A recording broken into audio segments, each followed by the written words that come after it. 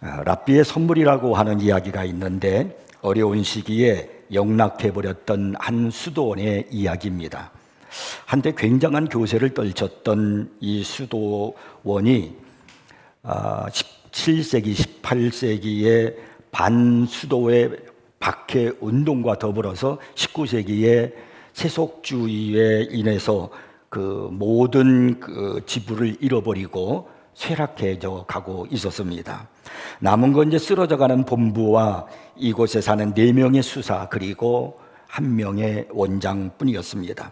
그런데 이들은 모두 70이 넘는 고령이었습니다. 누가 보더라도 분명히 몰락해가는 그런 교단의 모습이었습니다. 이 수도원을 둘러싼 울창한 숲에는 작은 오두막이 한 채 있었는데 근처 마을에 사는 랍비가 가끔 들러서 응거하는 그런 오두막이었습니다. 고령의 수도사들은 오랜 기도와 묵상을 한 덕분에 어느 정도 영적인 능력이 있었습니다. 그래서 이들은 랍비가 이 오두막에 들을 때마다 어김없이 이 사실을 알아차리곤 했습니다.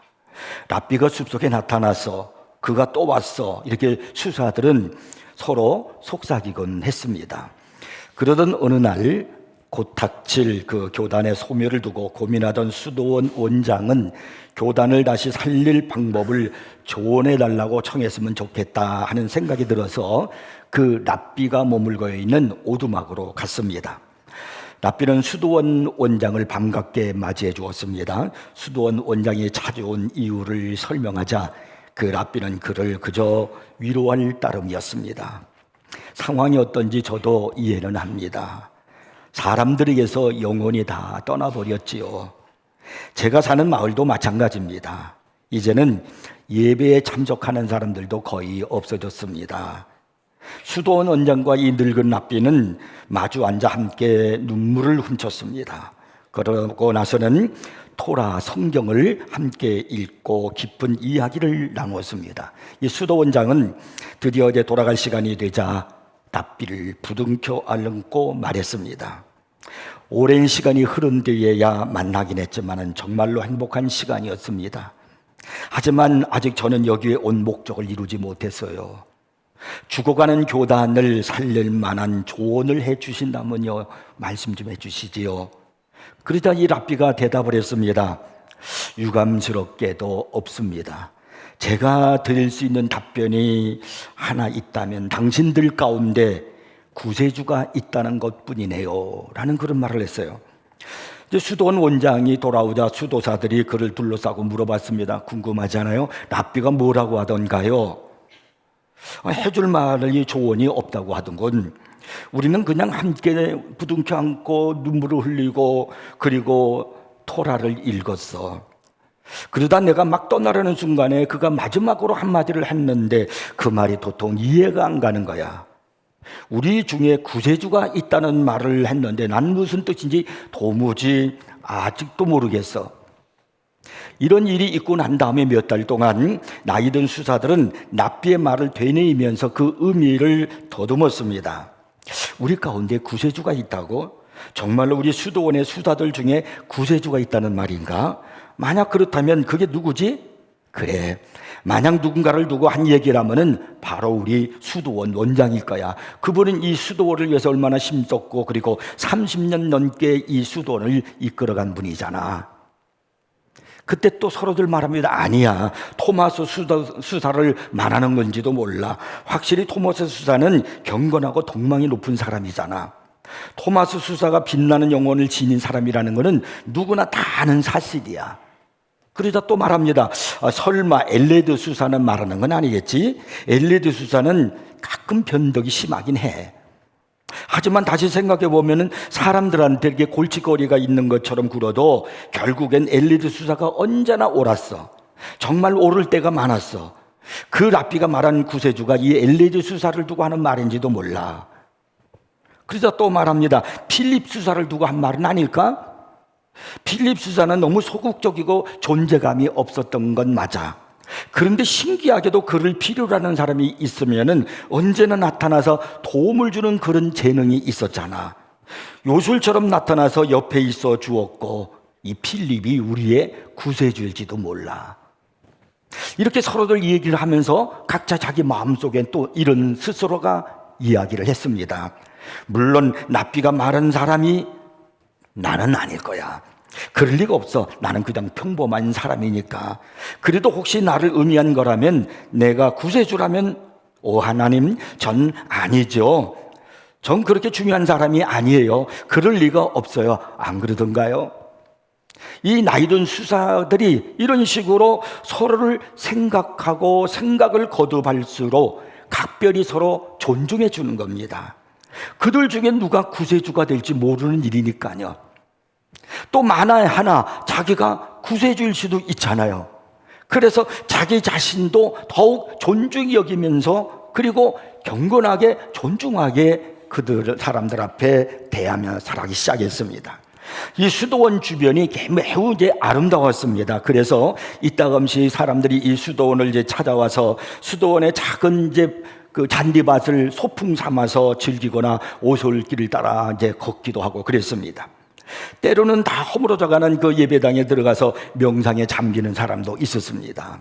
그러는 사이에 사람들이 은연중에 이 수도원에 와서 수도사들의 얼굴을 볼 때마다 그 수도사들에게서 이상한 기운이 자기네들에게 옮겨오는 것을 느꼈습니다.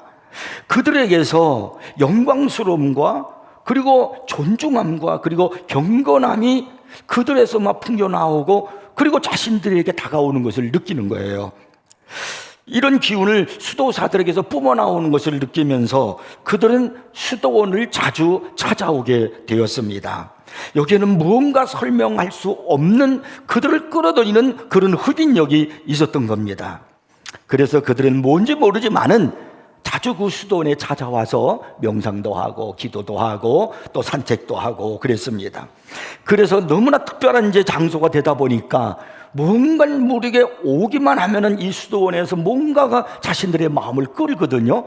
그리고 수도사를 볼 때마다 무엇인지 모르게 그들에서 경건함과 영광스러움이 나타난단 말이에요. 그래서 친구들을 하나씩 데려오기 시작하는 거예요. 야, 그 수도원에 참 이상해. 가면은 너도 모르게 이상한 걸 느낄 수 있어. 영광스러움을 느낄 수가 있고, 존중함을 느낄 수가 있고, 경건함을 느낄 수가 있고, 거룩함도 맞이할 수 있어. 그래서 한 사람 한 사람씩 친구들이 그곳에 이제 오기 시작하는 거예요. 그래서 수도원을 방문하는 젊은이들이 점점 늘어나게 되었습니다. 그런데 얼마 후에 한 젊은이가 수도원장을 찾아오더니, 내가 이 수도원에 들어와서 수사가 되고 싶습니다. 이렇게 말을 하는 거예요. 그러더니 또 얼마 후에 한 젊은이가 또 들어오더니 수도원 원장에게, 제가 여기 머물면서 저도 수사가 되고 싶습니다. 이렇게 또 얘기를 하는 거예요. 그러면서 몇 년 사이에 이 수도원이 말입니다, 예전처럼 활기가 뛰고 많은 수도사들로 그것이 가득 차게 되었다는 거예요. 납비의 선물 덕분에 그 지역에서 빛과 영성을 전하는 생기가 넘치는 그런 중심지가 됐다는 그런 이야기입니다. 그 납비의 선물이 뭘까요? 마음입니다. 이 수사들에게 서로가 구세주일 것이라는 그런 마음을 갖게 한 거예요. 그런 생각을 갖게 한 겁니다. 그러다 보니까 서로에게 상대편 저 수사가 혹시 구세주일지 몰라, 그러니까 존중이 여기는 거예요. 이 사람에게도 존중이 여기는 거예요. 그러면서 혹시 나일 수도 있지 않을까라는 그런 생각에 자기 마음을 다스리고 존중이 여기고 경건하게 하는 거예요. 그러다 보니까 그 수도원 자체가 아름다워졌고, 그리고 거기에는 놀라운 은혜의 회복이 있었고 거룩함과 영광이 있었다는 겁니다. 여러분, 사람에게 있어서 가장 중요한 것이 뭐냐면 마음이에요. 여러분의 마음이에요. 그런데 특별히 우리 그리스도인들에게 있어서 더더욱이 중요한 게 뭐냐면 이 마음이라는 겁니다. 그래서 잠언서 4장 23절에서 말씀하기를, 모든 지킬 만한 것 중에 더욱 내 마음을 지키라, 생명의 근원이 이에서 남이니라고 말씀합니다. 모든 시작이 내 마음에서 비롯된다는 거예요. 근데 반면에 예레미야서 17장 9절에서는 이런 말씀도 있어요. 만물보다 거짓되고 심히 부패한 것은 마음이라, 누가 능히 이를 알려마느니라는 그런 말씀이 있어요.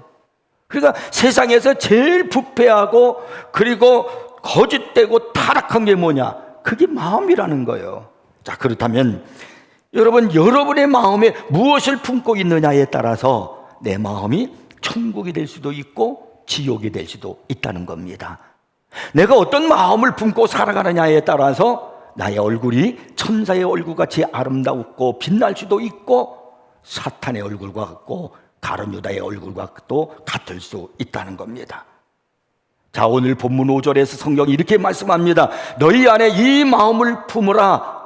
곧 그리스도 예수의 마음이니. 이 그리스도인이 된다라고 하는 것은 행위의 변화 이전에 마음의 변화를 말하는 겁니다. 열심히 교회 다니고 봉사도 하고 11조도 열심히 하고 그래도 이 마음이 예수님을 닮아가는 마음을 가지고 있지 않다면 그 사람은 정상적인 그리스도인이라고 그렇게 말할 수가 없어요.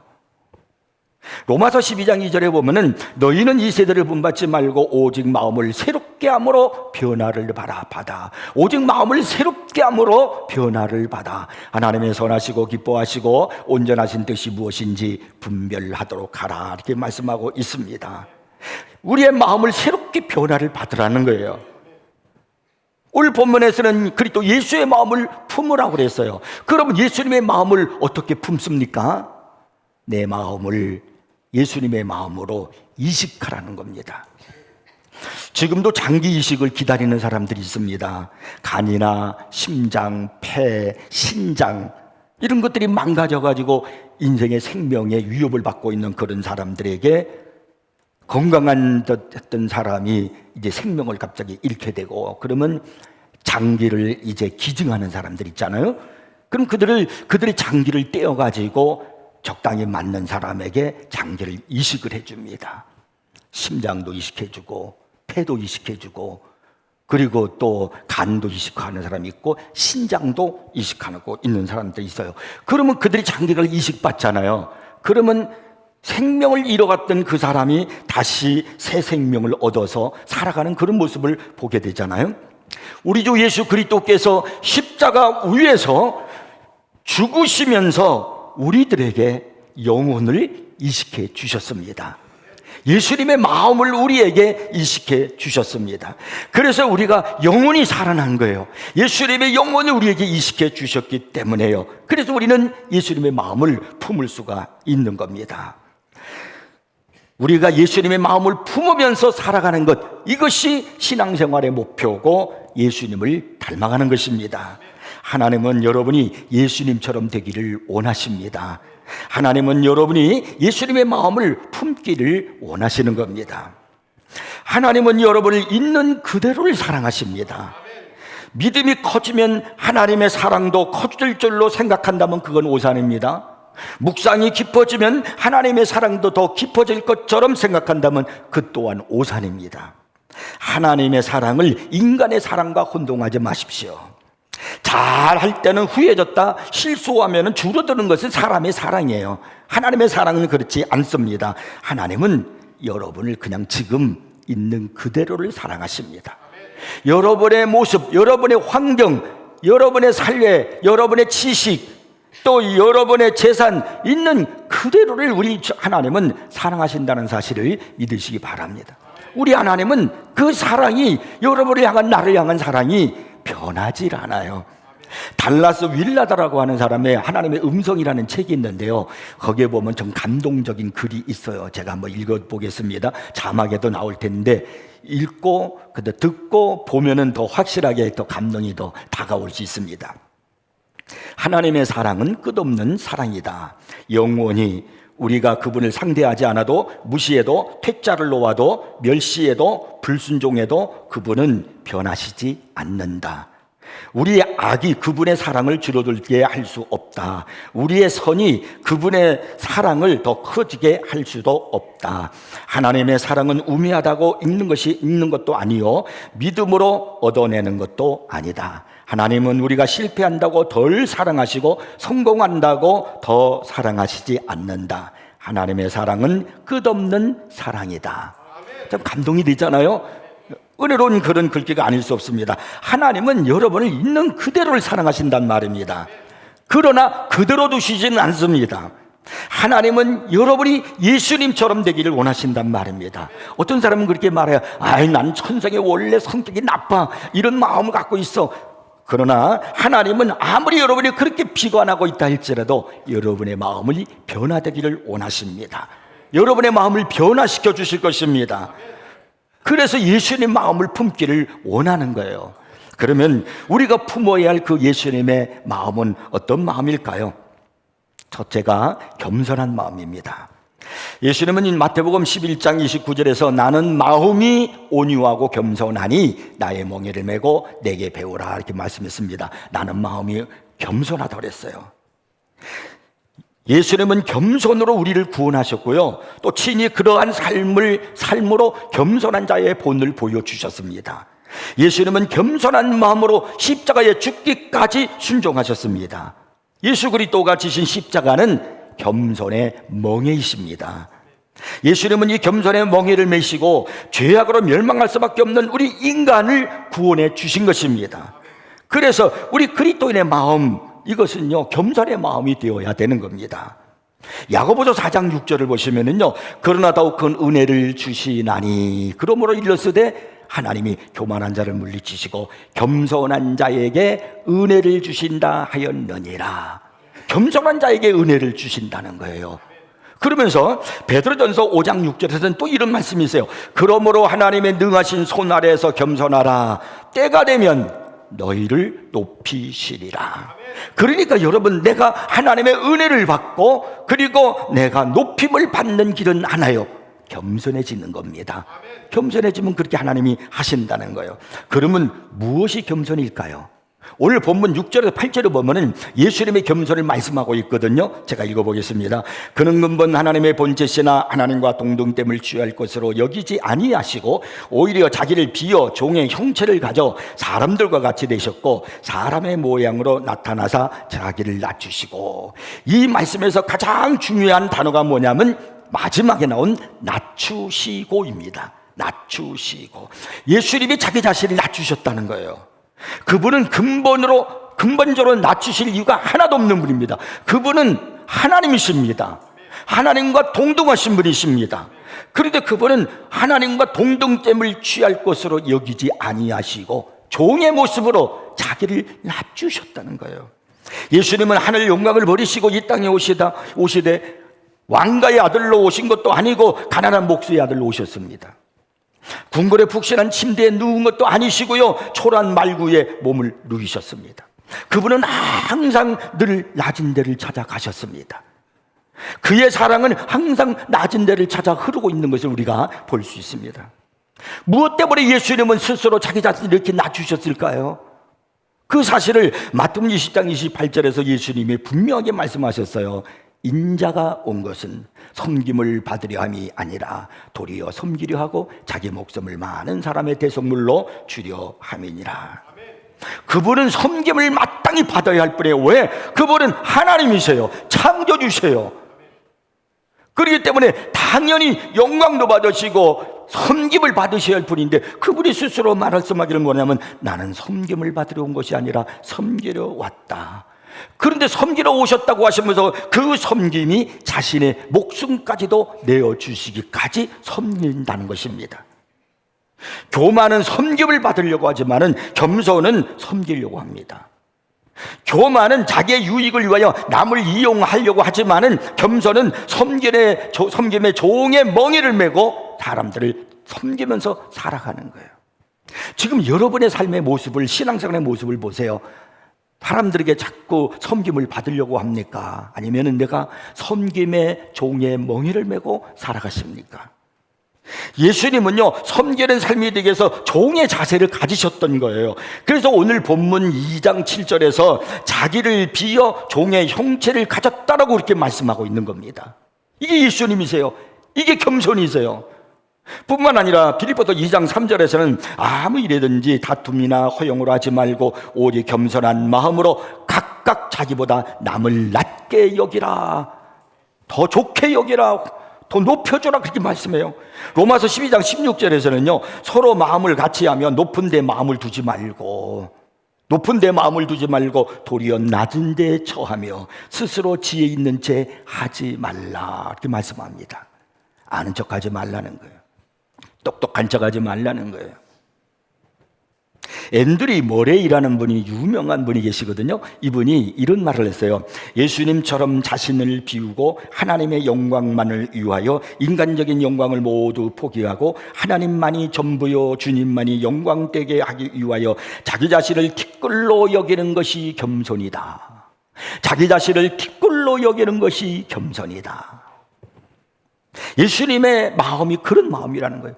그분은 영광스러운 하나님인데 여러분 이해가 되십니까? 그런 분이 낮추시고 종의 형체를 가지셨다는 거예요. 이게 겸손이라는 거예요. 낮추셨다는 거예요. 그런데 우리 중에 낮추지 못할 이유가 뭐 있습니까? 이게 예수님의 마음을 여기다 담는 거예요. 이식해야 돼요. 지금까지 우리의 마음은 높아지려고 그랬고요, 부패하고요, 오염되어 있었던 마음이에요. 자기중심적이었던 마음에 대해 이 마음을 성령의 숯불의 칼로 내 이 더러운 마음을 도려내고 예수님의 마음을 이식하는 우리 모두가 되기를 주의 이름으로 축복합니다. 그 다음에 두 번째로 예수님의 마음은 뭐냐면 온유한 마음이십니다. 온유란 말은 히브리 말로 아바나라고 하는데요, 이것은 굽힌다, 굴복한다, 절을한다, 구부린다, 낮아진다라는 그런 뜻을 지니고 있습니다. 근데 여기에 단서가 붙어요. 그게 뭐냐면 무엇에 굴복해서 굽힌다는 그런 뜻이 아니에요. 스스로 그냥 자기 스스로가 그냥 굽히는 겁니다. 무엇이 무서워서 보상을 바라고 굽히는 것이 아니고 그냥 자기 스스로가 낮추고 굽히는 것, 이것이 온유라는 겁니다. 잠언서 16장 32절에 보면은 노하기를 더디하는 자는 용사보다 낫고 자기의 마음을 다스리는 자는 성을 빼앗는 자보다 나으니라 그랬어요. 성을 빼앗는 자가 용장이에요. 맹장이에요. 그건 명성을 지닌 자리에요. 성을 빼앗았으니까. 그런데 그런 용장보다, 영웅보다 더 위대한 사람이 뭐냐면 자기 마음을 다스리는 자라는 거예요. 우리는 오늘도 내 마음을 다스리지 못해서 얼마나 많은 실수를 합니까? 성령께서 여러분의 마음을 다스려 주기를 바랍니다. 이 마음으로, 예수님의 온유한 마음으로 이식하셔야 돼요. 잠언서 25장 28절을 보면은 자기의 마음을 제어하지 아니하는 자는 성읍이 무너지고 성벽이 없는 것과 같으니라. 성벽이 없으면 어떻게 돼요? 외세가 자꾸 침입을 받죠. 성벽이 무너지면은 망하는 거예요. 자기의 마음을 제어하지 못하면 그렇다는 거예요. 내 마음을 잘 제어하는 것, 그게 뭐냐면 온유라는 겁니다. 사도 베드로는요, 오해받으시고 고난받으시면서도 십자가 얘기를 걸어가신 예수님의 모습을 이렇게 묘사했어요. 베드로전서 2장 23절에요 욕을 당하시되 맞대어 욕하지 아니하시고, 욕을 당하는데 맞대어 욕하지 아니하고, 고난을 당하시되 위협하지 아니하시고. 우리는 보통 상대편이 되로 나를 받아쳐오면은 나는 맞대서 말로 주고 싶은 게 우리 심정이잖아요. 근데 예수님은 그렇게 하지 않았다는 거예요. 오직 공의로 심판하시는 이에게 부탁하시며 하나님께 다 맡겼다는 거예요. 내가 하지 않았다는 거예요. 이게 온유함이에요. 우리가 살다 보면 억울한 일을 만나요. 가슴이 떨리는 일도 만나요. 안 좋은 소리도 들리기도 합니다. 속상합니다. 밤새도록 잠을 이루지 못하는 그런 일을 만나기도 합니다. 내 가슴에 비수를 꽂는 그런 사람도 없잖아. 있어요. 그때 우리들이 어떻게 해야 될까요? 온유한 예수님의 마음을 품으라는 거예요. 저는 여러분의 마음에 이 예수님의 온유의 마음으로 다 인식되기를 주님의 이름으로 부탁합니다. 세상에서는 자꾸 세속적인 방법으로 내가 억울한 일을 당했느냐, 왜 바보같이 그냥 당하고만 살아? 갚아줘, 갚아야지. 되로 받았어, 말로 갚아, 이러는데 성경은, 하나님은 그렇게 하지 않아요. 주님은 그러신 분이 아니에요. 우리 주님은 억울하게 고통을 당하시고 억울하게 박해를 받으시고요, 억울하게 채찍을 맞으시고 조롱을 당하셨어요. 그런 다 군중들이 자신을 향해서 막 그렇게 하시는데 예수님은 그들을 향해서 어떻게 하셨는 줄 아세요? 누가복음 23장 34절에 이렇게 말씀해, 아버지 저들을 사하여 주옵소서, 자기들이 하는 것을 알지 못함이니이다. 도리어 예수님은 십자가 위에서 그 고통과 아픔의 순간에 그들을, 자기를 억울하게 하고 자기를 향해서 막 박해하고 채찍하고 조롱하는 그들을 위해서 용서의 기도를 하신 분이 우리 예수님이란 말이에요. 이런 마음을 우리가 품고 가면 이 세상은 어떨까요? 오늘의 교회 안에 우리의 이 재단이 어떤 교회가 될까요? 우리에게 중요한 건 뭐냐면 이제 이 마음, 심히도 오염되고 부패된 이 인간의 마음을 도려내고 예수님의 마음을 이식하기를 바랍니다. 마지막 세 번째는요, 평안한 마음이에요. 예수님은 언제나 평안하셨습니다. 제자들이 많은 무리가 모여 있을 때에 그 무리를 먹일 일에 대해서 200데나리나 있어도 부족하나이다 하면서 안달을 했지만은 예수님은 그렇지 않았어요. 오히려 그 문제, 부족하다이다라고는 이들이 먹을 것이 없는 그 문제를 끌어안고 예수님은 하나님 앞에 감사하셨습니다. 제자들은 폭풍 중에 막 질려가지고 막 겁을 내면서 소리를 지렀지만 예수님은 그런 속에서도 고물에 회개를 하시고 주무셨어요. 베드로는 검을 뽑아가지고 쳐들어 예수님을 잡으러 온 그 병사들을 향해 맞섰지만 예수님은 그렇지 않았어요. 베드로가 검을 뽑아가지고 한 종의 귀를 내리쳤어요. 그때 예수님께서 그 귀를 다시 종의 귀에 붙여주고 말씀하시면서 검을 쓰는 자는 검으로 망하리라 그러면서 그 종을 아픔을 치유해 주셨습니다. 예수님께서 제자들에게 버림을 받으시자 시무룩해져서 집으로 가셨습니까? 베드로에게 3번 부인을 당하셨을 때 노발대발하셨습니까?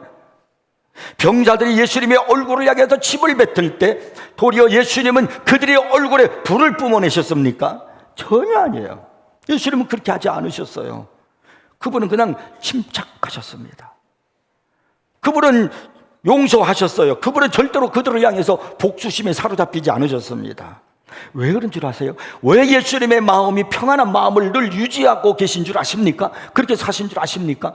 주님은 오실 때부터 마지막 순간까지 자신이 왜 이 땅에 오셨는가라는 분명한 소명과 사명을 알고 계셨다는 거예요. 내가 왜 이 땅에 살아가는가? 나는 인류들을, 죄악 많은 인류들을 구원하기 위해서 내가 이 땅에 왔다. 이 예수님의 분명한 사명, 자신의 사명을 알고 있었기 때문에 다른 환경이나 사람에 대해서 옆에 대해서 돌아보지 않는 거예요. 내가 갈 길이 분명한 거예요. 그러니까 흔들리질 않은 거예요. 마음이 평안한 거예요. 대부분의 사람들은요, 인생의 목표도 없고 성취도 없지만은 예수님에게는 분명한 그 한 가지 목표가 있었단 말입니다. 그러니까 마지막 겟세마네 동산에 기도할 때도 아버지여 나의 원대로 마옵시고 아버지의 원대로 되기를 원하나이다 라고 기도는 오로지 그거 하나요. 그러니까 누가 뭐라고 하든지 나를 향해서 비방을 하든지 욕을 하든지 침을 뱉든지 그런 것 때문에 예수님의 마음이 동요되지 않은 거예요. 예수님은요, 누가복음 19장 10절에서 자신의 삶을 한 문장으로 요약해서 말씀하셨어요. 인자가 온 것은 잃어버린 것을 찾아 구원하려 함이니라. 이것 때문에 오셨다는 거예요. 예수님은 사명에 철저히 초점을 맞추고 사셨기 때문에 마음이 언제나 평안한 거예요. 그리고 또 왜 예수님의 마음이 평안했냐면 예수님은 영적 생활에 습관이 되어 있어요. 경건 생활에 습관이 되어 있었습니다. 누가복음 4장 16절에 보면 그분은 예배 참석하는 일에 습관적이었음을 성경이 기록하고 있어요. 그리고 누가복음 4장 4절에 보면 성경 암송 또한 관습적으로 하셨다라고 기록하고 있습니다.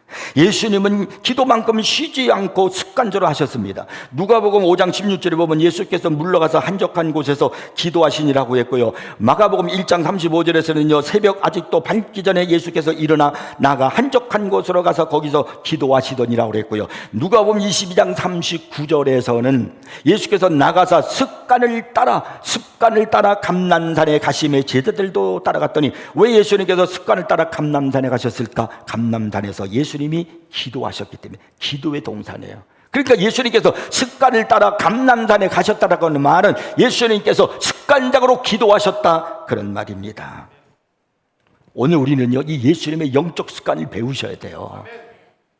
사람은 자기의 습관을 쫓아 인격이 되고요, 인격을 만드는 거예요. 그 습관이, 그리고 그 인격이 그 사람의 인생을 만드는 거예요. 내가 영적으로 어떤 습관을 가지고 있느냐, 경건의 습관이 나의 신앙 믿음을 만들어요. 그리고 나를 예수님의 마음으로 만들어가는 겁니다. 이렇게 영적 습관이 바로 되어 있는 사람, 이런 사람이 평안한 마음을 가질 수가 있어요. 오늘 시간 이후로부터 경건의 습관을 갖는 여러분들 되기를 바랍니다. 예배 참석도 습관을 쫓아서, 기도하는 것도 습관을 쫓아서, 이 전부 다 영적인 생활 습관하는 거예요. 며칠 전에 제가 조선일보에 이명희의 인사이트라고 하는 글을 읽게 되었습니다. 거기에 보니까 반도체 기업 가운데 네페스라고 하는 것이 있는데 거기에 대한 이야기가 실려 있었어요. 이 반도체 기업 네페스는요, 성경에 근거한 감사 경영을 기반으로 하는 그런 독특한 조직 문화를 갖고 있다라고 이렇게 글에 있습니다. 이 기업 문화가 뭐냐면 337 라이프라는 거예요. 337 라이프. 이게 무슨 의미냐면 하루에 3가지 이상 좋은 일을 나누고, 하루에 30분 이상 책을 읽고, 하루에 7가지 이상 감사하고, 7곡 이상 노래하라. 그것이 그 기업 문화예요. 337.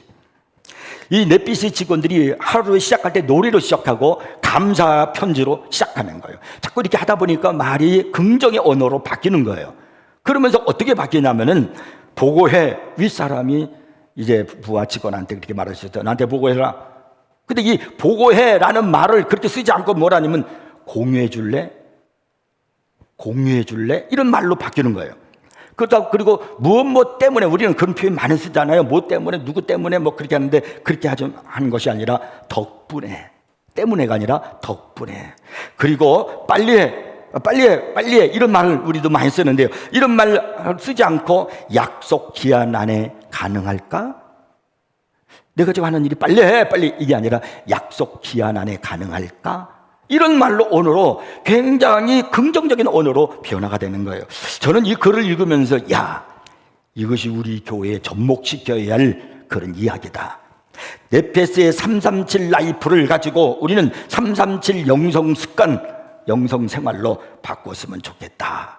그래서 하루에 3가지 이상 예수님의 마음으로 일을 하고, 그리고 30분 이상 성경 읽고, 하루에 7가지 이상 감사 기도하고, 그리고 하루에 7곡 이상 찬양을 하며 살았으면 좋겠다.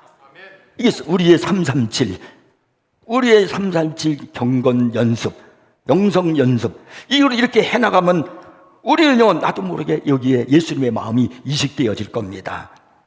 하루에 3가지 이상 예수님의 마음으로 일을 하는 거예요. 그러면 그 일이 얼마나 더 효과적이고 그리고 아름다워지겠습니까? 30분 이상 성경을 읽고, 7가지 이상 감사하고, 7곡 이상 하루에 찬양을 하면서 살아가 보세요. 예수님은 요한복음 16장 33절에서요, 이것을 너희에게 이루는 것은 너희로 내 안에서 평안을 누리게 하려 함이라. 오늘 제가 여러분에게 이렇게 말씀을 드리고 하나님의 말씀을 소개하는 것은 여러분으로 하여금 예수님의 평안을 갖고 평안을 누리게 하기 위함인 줄로 믿으시기 바랍니다. 이제 우리는요, 예수님의 마음을 이식하셔야 돼요. 이 안에 여러분의 내 마음대로가 아니라, 이 마음은, 인간의 마음은 타락하고 오염된 마음이에요. 이제 성령의 은혜로 내 마음을 수술해서 예수님 마음을 품고 사는 우리 모두가 되기를 축복합니다.